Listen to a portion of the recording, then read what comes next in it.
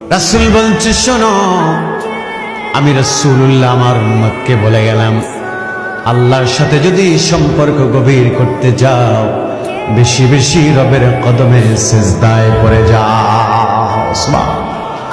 সিজদায় নত হও, ও সুরুচারো, আল্লাহর শরণে হৃদয়ে গারো,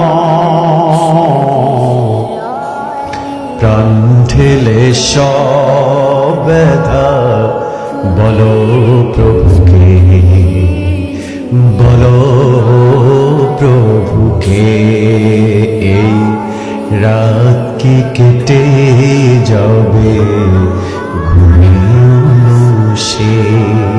ঠিক না? জীবনে যা দরকার চাইবে কার কাছে? কার কাছে চাইবেন? আল্লাহর কাছে। মানুষের কাছে হাত পাতা বাদ দিবেন, যাবেন কার কাছে? আল্লাহর কাছে। যা প্রয়োজন আল্লাহর কাছ থেকে চেয়ে নেবেন। আল্লাহ কবুল করুন, বলেন আমিন। আবু বকর রাদিয়াল্লাহু তাআলা আনহু তিনি ব্যবসা করতেন। কি করতেন?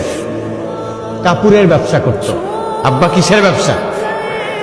এক বৃদ্ধা মহিলা তার কাছ থেকে কাপড় নিয়েছেন ক্রয় করে। বাসায় গিয়ে দেখে যে কাপড়টা ছিঁড়ে গেছে, ছিদ্র আছে। বৃদ্ধ মহিলা রাগ করে চলে আসলেন সাইয়েদনা আবু বকর রাদিয়াল্লাহু তাআলা আনহুর দোকানে। এসে বললেন, আবু বকর তুমি কোথায়? বললেন, আম্মাজান আমি তো আসি দোকানে। বলল, আমি কি তোমাকে টাকা ছিঁড়া দিছিলাম? বলল, না। আমি কি তোমাকে পয়সা ছিঁড়া দিছি? বলল, না। বলল, আমাকে কাপড়টা ছিঁড়া দিলা কেন? সেদিন আবু বকর বললেন, আমি তো দেখি নাই যে কাপড়টা ছিদ্র। বললেন, নাও, তোমার কাপড় তুমি ফেরত নাও, আমার টাকা আমাকে ফেরত দাও। কাপড় ফেরত দিল, টাকা ফেরত নিল। কিন্তু আবু বকর রাদিয়াল্লাহু তাআলা আনহু কাঁদতে কাঁদতে দাঁড়ানো থেকে বসে পড়ল। মহিলা বললেন, বাবা কেন কান্না করে? সেদিন আবু বকর বলছেন, আমি এ কারণে কাঁদি, রাসূলুল্লাহ তো আমাকে জান্নাতের সার্টিফিকেট দিয়েছেন।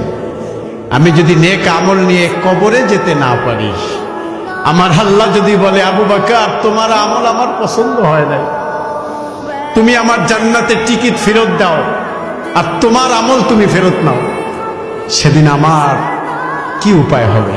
আল্লাহু আকবার বলেন।